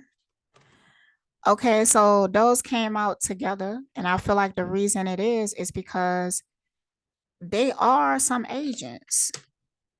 Camilla and Charles bitch ass testing. Yeah.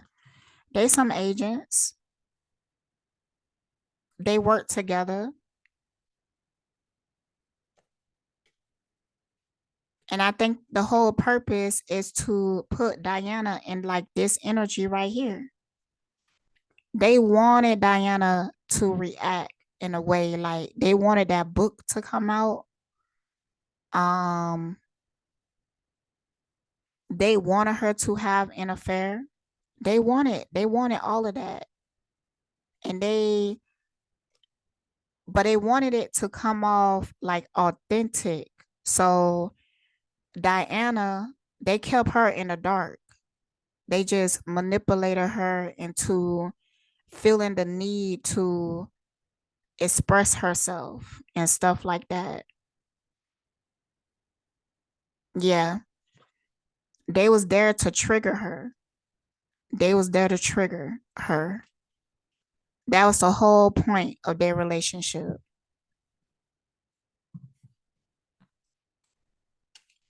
What was the sex life between Camilla and Charles?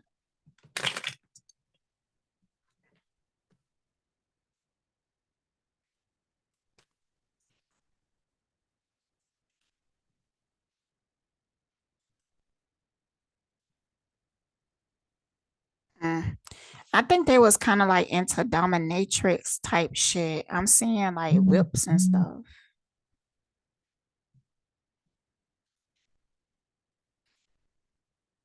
I never felt this way before. It kind of scared me, and you really hurt me this time. Like I feel like when they was intimate, pain was involved. I'm seeing blood. I'm also seeing ugh.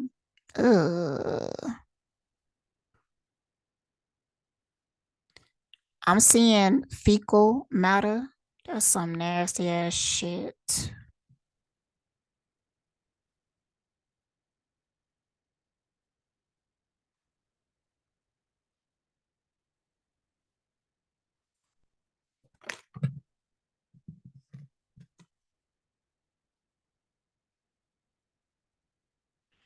They was compatible sexually, but him and Camilla, they into some really dark shit. I mean, like peeing on each other and stuff like that. Um, suffocating each other.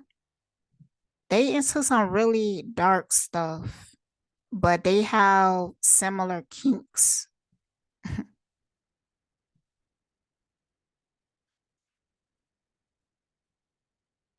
So they would enjoy being intimate together, but it was really nasty.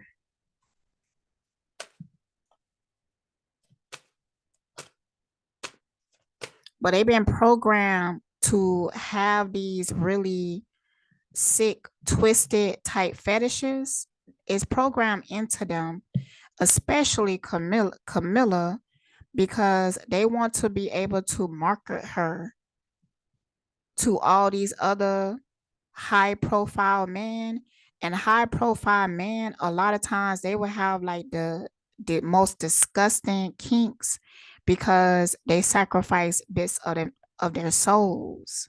So they completely disconnected in a sexual way. And they just desire some dark fantasies. Like make me want to throw up. Too many damn cards. The I will provide for you card came out. That because Camilla ass was getting paid for her role.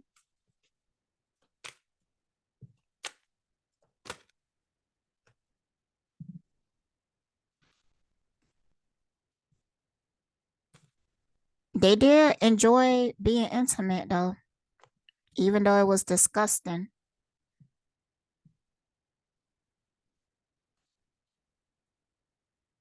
I do think that they are connected on a sexual level. Like they enjoy being intimate together.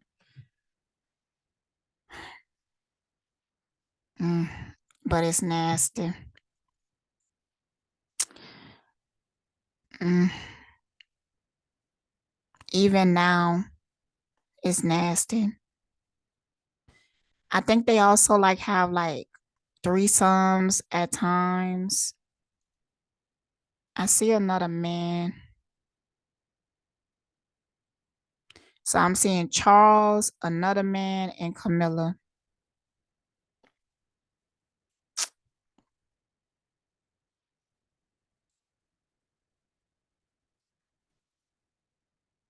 Oh, I don't want to have these images, okay?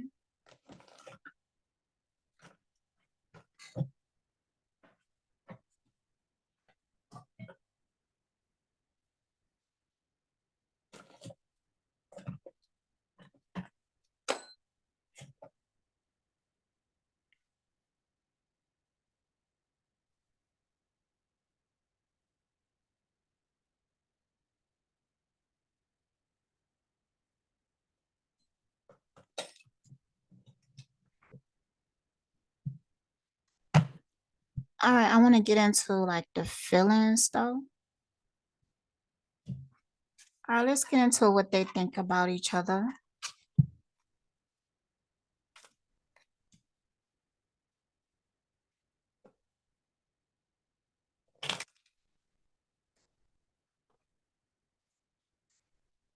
What do Camilla think of Charles? Knight of Swords. I can offer clarity. I'm sure that will make things better. I know for sure what I want. Okay, so what I'm getting from this card is that they do have a connection, but the connection is based off of they share like the same secrets. So they could confide in each other about like secret society type information. Um, they've been traumatized in similar ways. That's why they have similar kinks. And they feel like not a whole lot of people will understand. So that's why they are so close. Um, I do get a sense of a friendship. I feel like they friends more than lovers. What do Camilla? Should I follow my calling or do what would make everyone happy?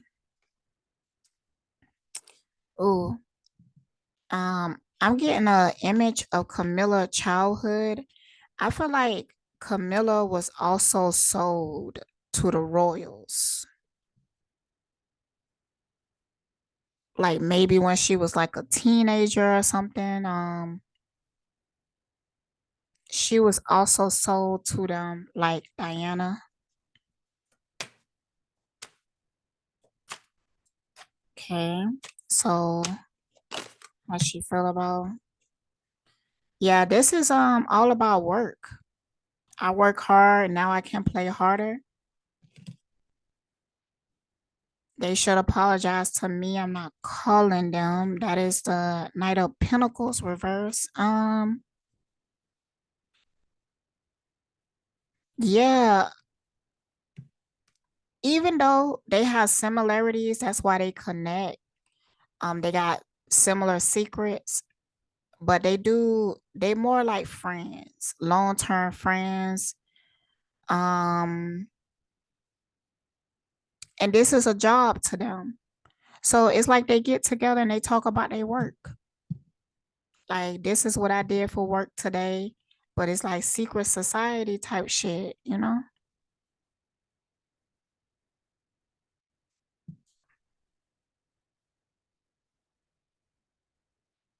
With this card though, I'm feeling like Camilla, she lack compassion. Like she really like her heart chakra and stuff. Like she don't got no light there. She don't have no light in a lot of areas.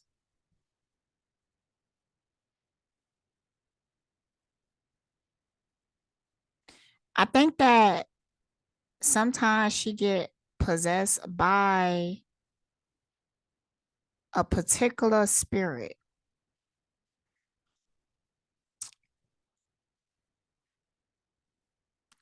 Like I feel like they use her in rituals and they channel a particular spirit through her.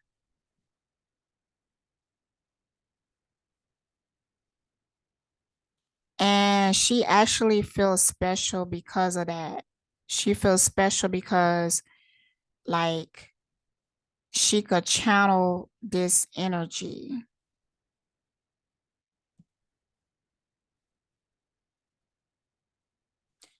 I got a reading that I have not released. It's a reading about Erica Badu. Um, but I might just have to release that reading. The reason I didn't release it is because when I was doing it, like I was on the phone and stuff like that, I just pushed record because me and the person on the phone was talking about it, and I was like, I want to put some cards on it. She asked me what I think about Erica Badu, and I said something, I picked up on some energy, and I was like, I want to put some cards on it, but let me go ahead and record it in case, it's interesting. So yeah. All right, how do Charles feel about Camilla?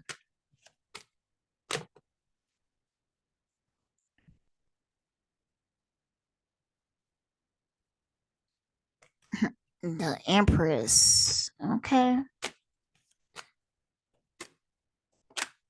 He really fucked with her actually.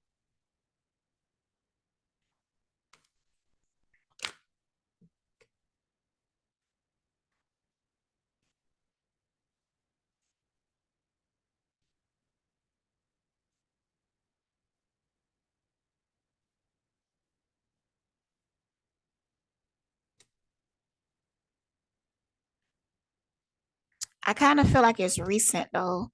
I think that recently he started to look at her like a empress. I don't feel like it was always like that because I also got maybe I misunderstood them, and even though it hurt me deeply, I'm ready to move on. What I'm getting from that is that um because even now them being together is also ordained, but it's almost like he cool with it because this is somebody that understand him in a way. He feel like it's simple with her because you know he don't have to lie so much to her. But mm, okay, clarity on the Empress.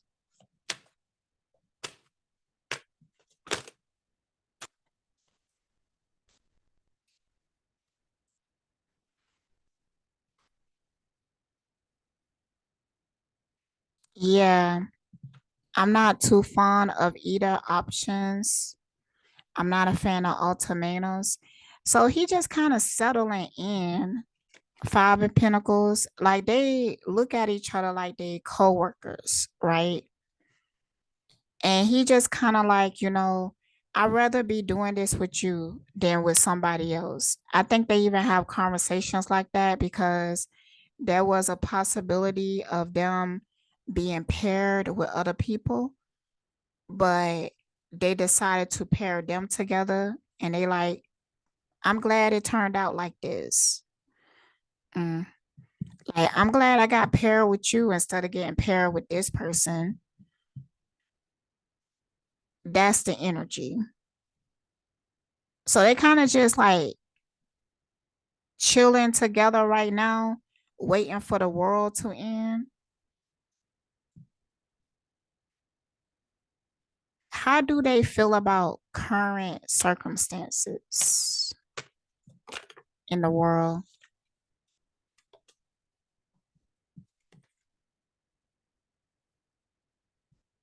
I'm tired of waiting. I have a new perspective and I will act on it. I will make sacrifices for my happiness.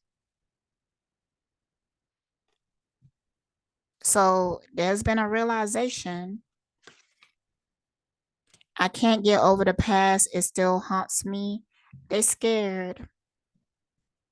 Um, there's a strong realization with the dark side that they are losing. So it's like they waiting to go to hell or something. And they aware of this.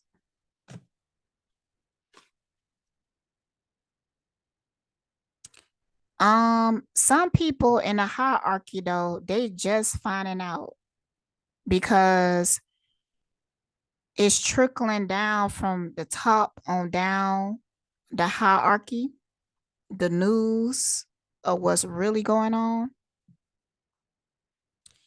So now people like them are starting to feel the fear because they like, oh shit. So I'm not gonna get all the shit that I was promised. I'm not gonna get everything that I work for. You telling me that now I have to pay off all this karmic debt?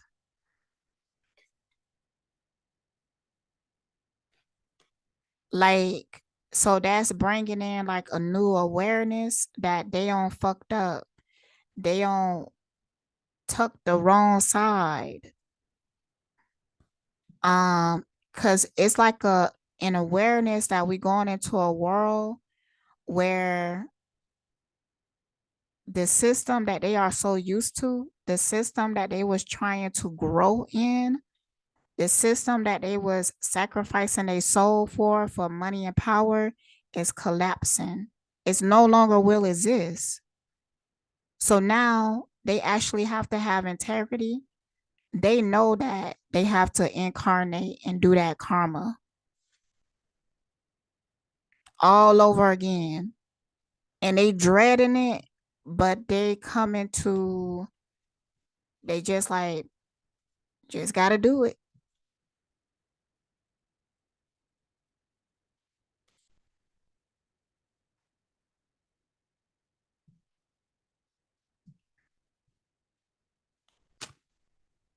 But they also know, like, because they thought that playing this position, when they reincarnate, they will reincarnate into a position of power. Now they seeing that it's not going to be like that. It's not going to be like that. So now they feeling like they on fucked up. All right, so I'm going to head and end this part here. Hope you enjoy the reading and stay blessed.